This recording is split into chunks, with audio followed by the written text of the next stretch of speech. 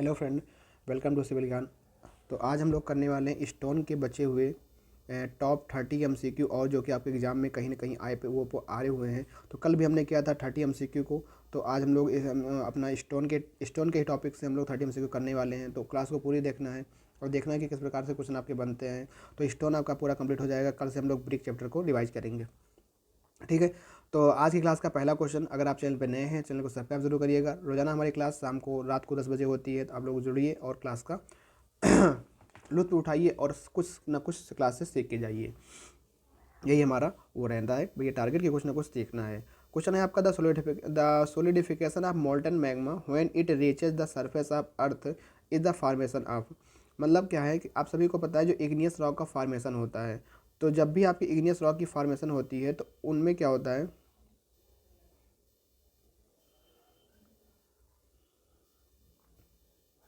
क्या कहता है, the solidification of molten magma when it reaches the surface of the earth result in the formation of. तो यहाँ पे थोड़ा समझ लीजिए, जब भी आपका surface of the earth surface के ऊपर, मतलब कि जो भी आपका मैग्मा होगा यहाँ से निकलने के बाद अगर अर्थ सरफेस से पहुँच गया और यहाँ पे वो जम जाती है, तो वहाँ पे उसको हम लोग वोल्केनिक रॉक कहते हैं। अब इसके एग्जांपल में आपका बेसाल्ट भी आता है, ट्रेप भी आता है, या आपका डेसाइट भी आता है, प्यूमिक भी आता है, रियोलाइट भी आता है। ये सारे जो एग्जांपल होते हैं वोल्केनिक रॉक में आते हैं। तो वही पूछा गया है कि जब आपका सोलिडिफिकेशन ऑफ मोल्टन मैग्मा, मतलब जो मैग्मा है reach the surface of the earth, मतलब अर्थ पे पहुंच जाए, तो जो फॉर्मेशन होता है उसे क्या कहेंगे? सेडिमेंट्री रॉक कहेंगे? भाई बिल्कुल नहीं कहेंगे, सेडिमेंट्री रॉक नहीं कहते। क्या मेटामॉर्फिक कहते हैं? नहीं, ये भी नहीं कहते, ये भी नहीं कहते। तो क्या कहते हैं? ग्रेनाइट नहीं कहते। क्या कहते हैं? बेसाल्ट और ट्रेप कहते हैं। इसको एक और नाम से जानते हैं, इसको हम लोग कहते हैं वॉल्केनिक रॉक के नाम से भी जानते हैं। तो सी ऑप्शन हो जाएगा यहाँ पे राइट आंसर, ठीक है। अगले क्वेश्चन की तरफ बढ़ते हैं। अगला जो क्वेश्चन आपका है, क्वेश्चन नंबर 32 आपका है, the argillaceous rock have their principal constituent is. Argillaceous rock, हमने आपको बताया था कल कि जो आपकी रॉक होती है, जो आपकी चट्टान है, उनको केमिकल क्लासिफिकेशन के आधार पर, मतलब केमिकली उनको 3 तरीके से बांटा गया है। एक, अगर उनके अंदर सिलिका मौजूद है तो सिलिशियस कहेंगे। अगर उनके अंदर कैल्शियम कार्बोनेट या कैल्शियस मटेरियल लाइमस्टोन है तो कैल्शियस कहेंगे। अगर उनके अंदर क्ले के मटेरियल तो आर्जिलेसियस कहेंगे। तो क्वेश्चन वही पूछा गया है, the argillaceous rock have their principal constitution. तो आर्जिलेसियस रॉक होते हैं उनके अंदर क्या होता है? लाइम होता है, क्ले होता है, सैंड होता है। क्या होता है? आपका क्ले होता है। मतलब ऑप्शन बी आपका हो जाएगा यहाँ पे राइट आंसर, कि मतलब जो क्ले होता है उनके अंदर प्रिंसिपल कांस्टेंट के रूप में होता है। तो बी ऑप्शन हो जाएगा यहाँ पे आपका राइट आंसर रहने वाला है। अगला क्वेश्चन आपका है question number 33, which are the following is the main composition of granite. अब बताना है ग्रेनाइट, आपको बताया था मैंने कि जितनी भी आपकी रॉक्स होती हैं वो कहीं ना कहीं किसी न किसी के मिनरल से ही बनी होती हैं। अगर आप ग्रेनाइट की बात करें तो ग्रेनाइट के अंदर आपका क्वार्टज होता है, फेल्सपार होता है, माइका होता है। तो इन सारी चीज़ों से आपके मिनरल से बन करके आपका ग्रेनाइट बनता है। क्या क्या होता है? Quartz, feldspar, mica. तो ये सब क्या होते हैं? ये सब मिनरल होते हैं जो कि ग्रेनाइट के बनाने में काम आते हैं। जितनी भी रॉक्स होती हैं, जितने भी हमारे रॉक्स हैं चट्टान, उसमें कुछ ना कुछ मिनरल ज़रूर होते हैं। तो अगर यहाँ पूछा गया ग्रेनाइट का, तो ग्रेनाइट में क्वार्टज होता है, फेल्सपार होता है और आपका माइका होता है। क्वेश्चन नंबर 33 का ए ऑप्शन हो जाएगा यहाँ पे राइट आंसर। नेक्स्ट क्वेश्चन की तरफ बढ़ते हैं। क्वेश्चन नंबर 34 आपका क्या कहता है, पढ़िए, आंसर देने की कोशिश कीजिए। On which are the following factor the crushing strength of stone does not depend. जो क्रशिंग स्ट्रेंथ होती है स्टोन की, वो किन चीज़ों पर डिपेंड नहीं करती है? Texture, workability, specific gravity, both the texture and specific gravity. तो यहाँ पे आप लोग देखोगे कि टेक्सचर पर तो भाई डिपेंड करता है क्रशिंग स्ट्रेंथ, क्योंकि उसका टेक्सचर कैसा है, बनावट कैसी है। स्पेसिफिक ग्रेविटी पर भी डिपेंड करता है। तो इन दोनों तो डिपेंड करता है। पर workability not a measure of the crushing strength of stone test, क्योंकि वर्केबिलिटी तो अलग चीज़ हो जाती है ना। तो वर्केबिलिटी पर क्रशिंग स्ट्रेंथ डिपेंड नहीं करती। ऑप्शन नंबर बी यहाँ पे हो जाएगा आपका राइट आंसर, ठीक। आगे बढ़ते हैं। Question number 35, the in stone masonry, stone आपका है stratified rock. In stone masonry stone stratified are so place that the direction of pressure to the plane of bedding. आपको पता है कि हमारा जो स्टोन होता है वो हमारे और रॉक जो चट्टानों के विघटन से उनको क्वेरी करके लाया जाता है।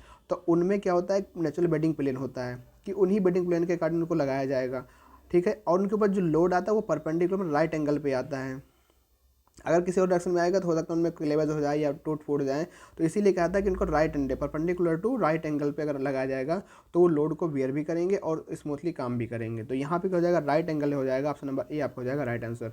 स्टोन जो होता है स्ट्रेंथ तो होता है, पर वही है ना कि अगर उसको सही तरीके से अगर ना लगाया जाए तो उसमें उसका जो प्रॉपर बेडिंग प्लेन होता है अगर उसके सही से ना बैठे तो उसमें क्रशिंग भी आ सकती है। तो इसीलिए उसको जो है राइट एंगल पर लगाया जाता है ताकि उस पर जो फोर्स है वो डिस्ट्रीब्यूशन आसानी से हो जाए, ठीक है।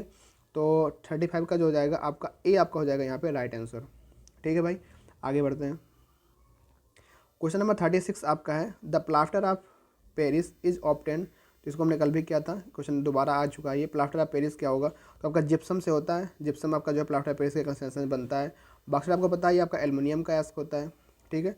लाइमस्टोन आपकी जो है सेडिमेंट्री रॉक होती है, इससे आपका क्या बनता है, क्वार्ट्जाइट आपका बन जाता है लाइमस्टोन से। नहीं, मार्बल बनता है, सॉरी, क्योंकि सैंडस्टोन आपको जो सैंडस्टोन होता है उससे आपका क्वार्ट्जाइट बनता है।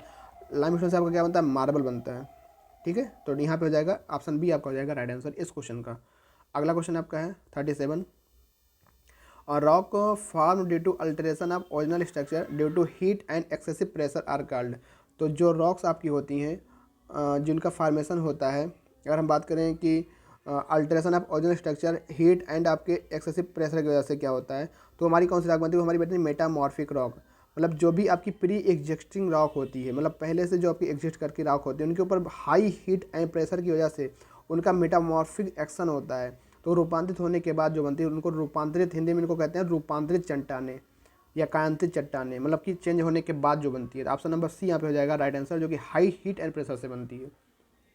ठीक है, तो नेक्स्ट आपका क्वेश्चन रहने वाला, आगे करते हैं। क्वेश्चन नंबर आपका 38 है, marble is an example of. तो मार्बल भैया किसका एग्जाम्पल होता है, क्या मार्बल आपका एक्वेस रॉक होता है, मेटामॉर्फिक होता है, सेडिमेंटरी होता है, इग्नियस होता है। देखो इग्नियस तो होगा नहीं, सेडिमेंटरी भी नहीं होगा, एक्वेस नहीं, बचा कि आपका मेटामॉर्फिक रॉक हो जाएगा। मार्बल क्या हो जाता है आपका, मेटामॉर्फिक रॉक होता है। और मार्बल हमने कल आपसे पूछा भी था, तो दो लोगों ने आंसर दिया था, एक आपके पूजा और एक जो है एडवेंचर करके, दोनों लोगों ने आंसर दिया था कि जो मार्बल आपका होता है ये आपके भैया किससे बनता है, लाइम स्टोन से बनता है। वेरी गुड, जो भी चीज़ें यहाँ पूछी जाए अगर आप लोग उसमें पार्टिसिपेट करते हो तो काफ़ी अच्छा लगता है कि हाँ आप लोग वाकई में अपने गोल के प्रति क्या है, क्योंकि जो आपका गोल है उस गोल के बाद मतलब आप वाकई में पूरी तरह से लगे हुए हो, डिटरमाइंड हो कि हाँ हमको DDAJ में जॉब लेनी ही चली है। तो देखो थोड़ा आप लोग पार्टिसिपेट करोगे, थोड़ा हमको अच्छा लगेगा कि हाँ भाई आप लोग कर रहे हो, क्योंकि दोनों लोगों को होता है ना, ताली एक हाथ से नहीं बजती, दोनों हाथ से ताली बजती है। अगर आप लोग किसी बात का हमारा आंसर देते हो, रिप्लाई करते हो, तो हमको भी अच्छा लगता है कि हाँ चलो हाँ सीरियस तो हैं आप लोग।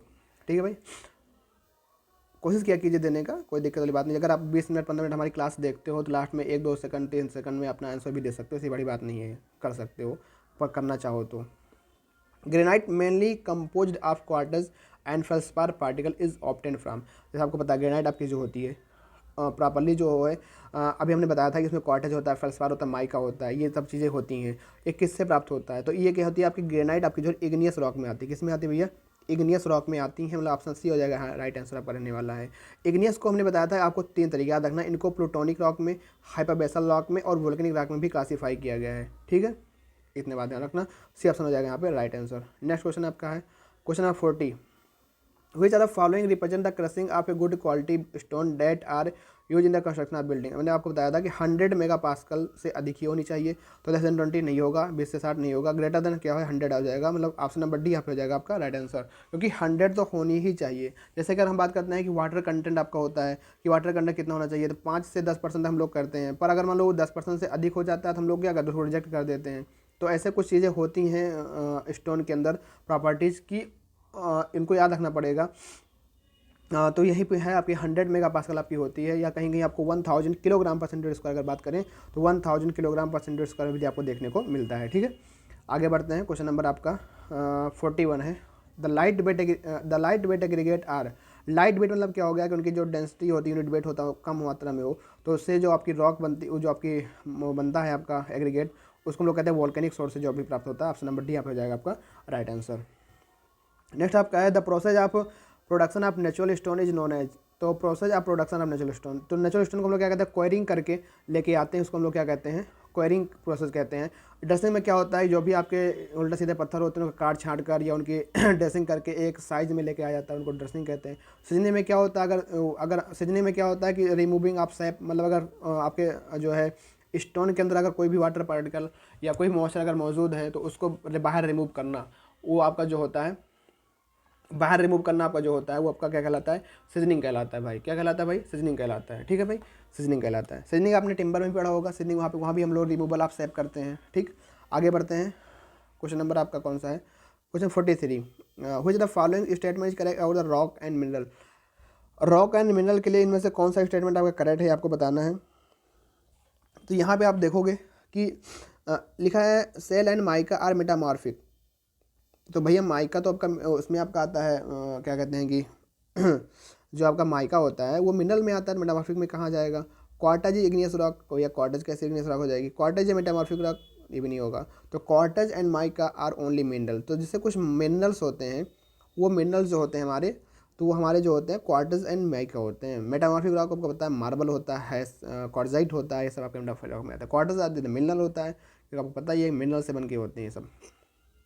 Question number 44, which are the following possess more ability to resist fire. Option है आपके पास कि इनमें से कौन सी ऐसी चीज़ें हैं जो कि मोर रजिस्ट फायर कर सकती हैं। Compact sandstone, quartz, red marble, shale. तो याद रखना कॉम्पैक्ट सैंडस्टोन जो आपका होता है यहाँ पे, क्या कॉम्पैक्ट सैंडस्टोन आपका जो है ऑप्शन नंबर ए आपका जो हो जाएगा वो आपका होगा राइट आंसर। कॉम्पैक्ट सैंडस्टोन जो है एबिलिटी इसके अंदर होती है रजिस्टिंग टू फायर की। अगला क्वेश्चन आपका है question 45, the crushing strength of good stone for construction of building must not. ये देखो क्वेश्चन इसमें कोई समझने वाली बात है ही नहीं, ये समझ लो एक प्रकार से इनको देख लेना है कि हाँ कुछ क्वेश्चन कैसे स्टोन में आए हैं। अभी कुछ आगे पढ़ेंगे तो वहाँ पे कैसे कंसेप्ट होते हैं, तो वहाँ हम लोग आराम आराम से करेंगे। पर इन क्वेश्चन में टाइम देने का कोई मतलब नहीं है कि इनमें हम बहुत ज़्यादा टाइम लगाएं और बहुत ज़्यादा उसमें वक्त दें, तो ऐसा क्वेश्चन है नहीं। तो इसलिए हम ज़्यादा आराम आराम से क्वेश्चन को कर दे रहे हैं यहाँ पे।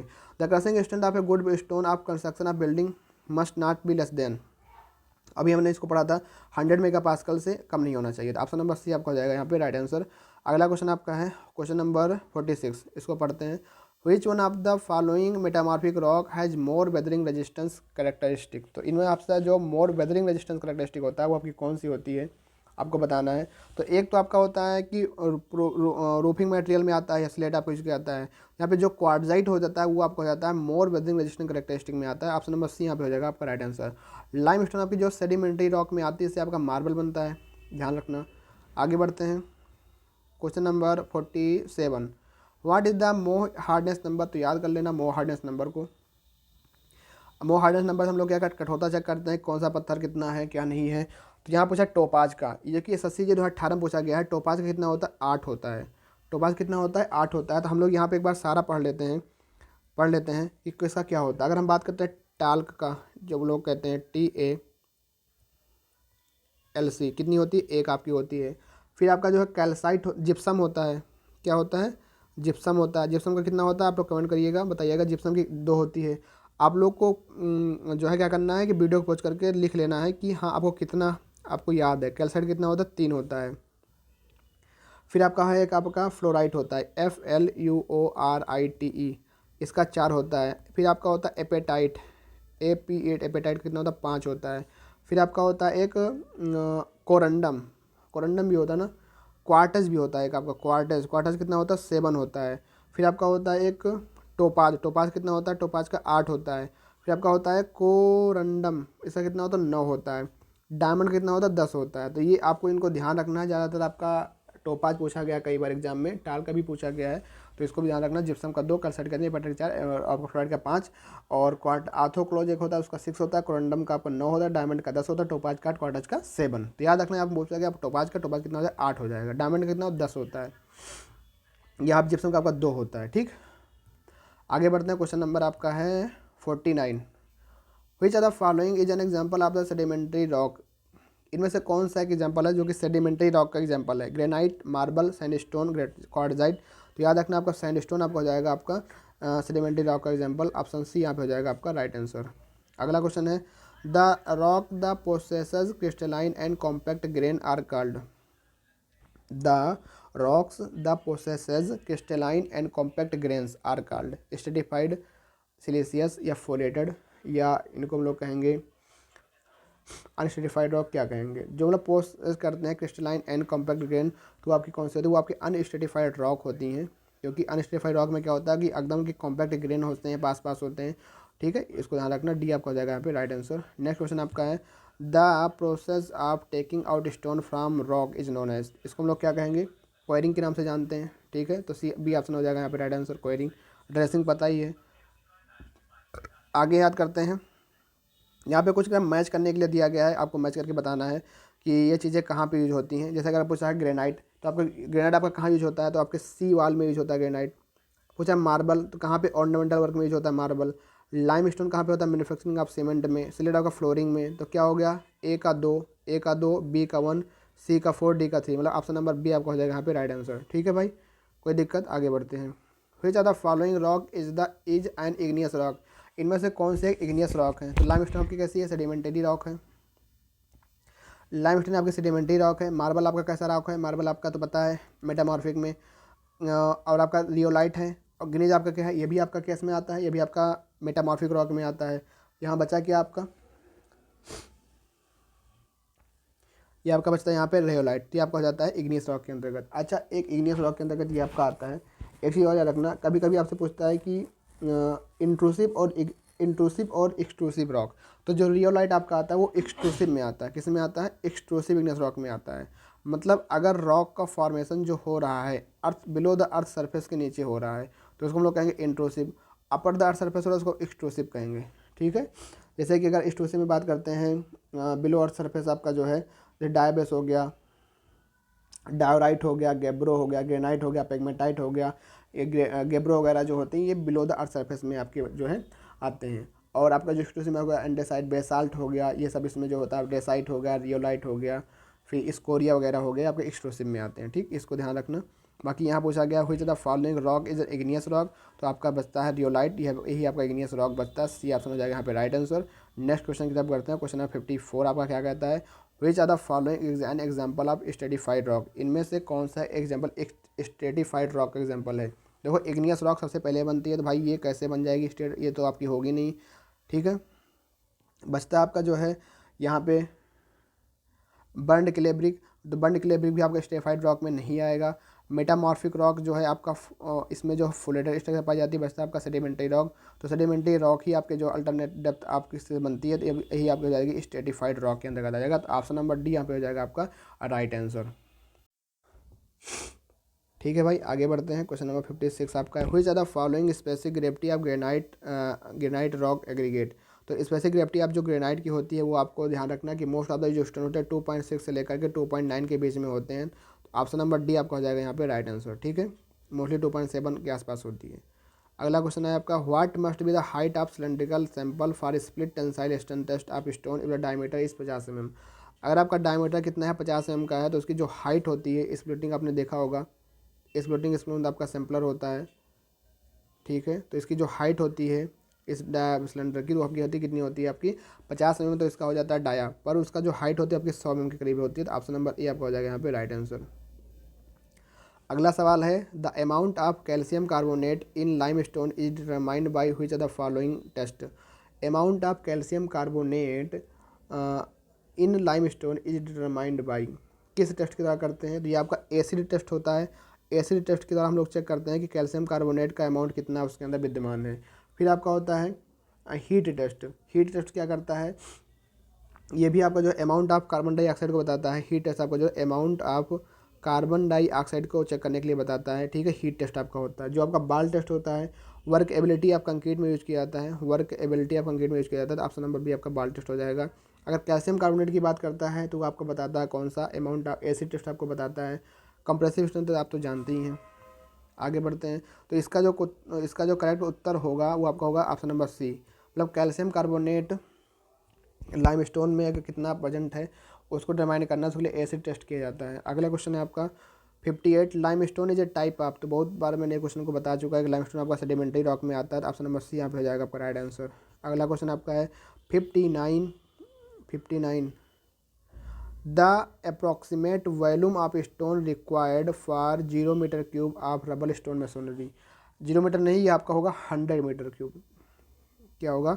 100 metre cube of rubble stone masonry के लिए approximate value of stone required कितना होता है? तो भैया इसके लिए जो होता है याद रखना, इसके लिए जो फैक्टर यूज करते हैं यहाँ पे 1.25 का यूज करते हैं। तो 1.5 से मल्टीप्लाई करोगे तो कितना आएगा? 125 मीटर क्यूब आपका हो जाता है। सी ऑप्शन हो जाएगा यहाँ पे राइट आंसर। ठीक है, मतलब स्टोन जैसे हम लोग उसमें ब्रिक वर्क में यूज करते हैं अपने की, या पेंटिंग कार्य में यूज करते हैं, या कंक्रीट 1.54 लेते हैं, ऐसे ही यहाँ पे अगर हम लोग स्टोन वर्क करते हैं तो 1 मीटर क्यूब में लिए जो होता है 1.25 होता है। 100 मीटर क्यूब में कितना हो जाएगा? 1.100 से मल्टीप्लाई कर देंगे बस। अगला क्वेश्चन आपका है which of the following pair is correctly match with respect to type of stone based on formation. Sandstone का इग्नियस रॉक में आता है, बिल्कुल गलत बात है। ग्रेनाइट आपकी आर्जिलस रॉक में आती है, बिल्कुल गलत बात है। लाइमस्टोन आपकी सेडिमेंट्री, हाँ ये सही हो सकता है। बेसाल्ट मेटामॉर्फिक में आता है, गलत बात है। मतलब ऑप्शन नंबर सी यहाँ पे हो जाएगा आपका राइट आंसर। ठीक है, मतलब कह रहा है कि जो भी इन्फॉर्मेशन दे रखी है क्या वो बात सही है, कौन सा मैच कर रहा है, तो ऑप्शन नंबर सी ही यहाँ पे सही है, बाकी गलत है। आगे भैया कौन सा क्वेश्चन है, which are the following is the chemical classification of rock. तो केमिकल क्लासिफिकेशन आपको पता है कि सिलिशियस होता है, फिर आपका कैल्सीरियस होता है, फिर आपका आर्जिलियस होता है। तो केमिकल क्लासिफिकेशन में आपका हो जाएगा डी ऑप्शन। अगर पूछता है वो फिजिकली में तो स्ट्रेटिफाइड, अनस्टेबल, आपका फुलेटेड होता है। अगर ऊपर जियोलॉजिकल में इग्नियस, सेडिमेंट्री, मेटामॉर्फिक, बस और कोई क्लासिफिकेशन है ही नहीं। Which are the following is the sedimentary rock, इनमें से कौन से एक सेडिमेंट्री रॉक है। तो लाइमस्टोन आपकी हो जाएगी सेडिमेंट्री, बाकी ग्रेनाइट आपकी इग्नियस में आती है, नीज आपके मेटामॉर्फिक में, ये भी आपका हो जाएगा किसमें, हाइपर मतलब इग्नियस रॉक में आएगा। अगला क्वेश्चन आपका है 60 बस। तो ये आपके स्टोन के हमने आज स्टोन के हमने 30 MCQ कर लिए, तो लगभग 60 MCQ हमारे स्टोन के कंप्लीट हो गए। तो आज की क्लास में हमने सीखा स्टोन के टॉप 30 MCQ। तो कल हमारा जो टॉपिक होगा ब्रिक होगा, तो वाला ब्रिक एक बार रिवाइज करके आइएगा, ठीक है, क्योंकि आप रिवाइज करोगे तो कुछ ये आप पोस्ट भी सकोगे बाद में ऑफलाइन कमेंट करके। बाकी आज क्लास कैसी लगी कमेंट बॉक्स में जरूर बताइएगा। एक आपसे क्वेश्चन पूछ लेते हैं, उसका आंसर जरूर बताइएगा। होमवर्क क्वेश्चन है आपका रहने वाला है, आपको बताना है कि ये आपको आंसर देना है कि आपका जो स्टोन होता है या आपकी जो स्टोन आपकी रॉक्स हैं स्टोन, तो इनको फिजिकली कितने टाइप से बांटा गया है, और आपका जो केमिकली कितने टाइप से बांटा गया, और जियोलॉजिकल क्लासिफिकेशन कितने टाइप से बांटा गया, उनको बकायदा नाम लिख देना है कि जियोलॉजिकल में कौन कौन से होते हैं, इग्नियस जैसे भी होते हैं, केमिकल में कौन कौन से होते हैं, और फिजिकल में कौन कौन से। ये इसका आपको होमवर्क में आंसर देना है। बाकी आज की क्लास में बस इतना ही हम लोग पढ़ते हैं, तो मिलते हैं कल फिर इसी टाइम पर। तब तक के लिए अपना ध्यान रखना, पढ़ाई करते रहना और अपने आप से भी प्रैक्टिस करते रहना। बाकी हमारी जो क्लास हो रही है तो इसको भी देखते रहना। तो मिलते हैं फिर भैया, थैंक यू, जय हिंद, जय भारत।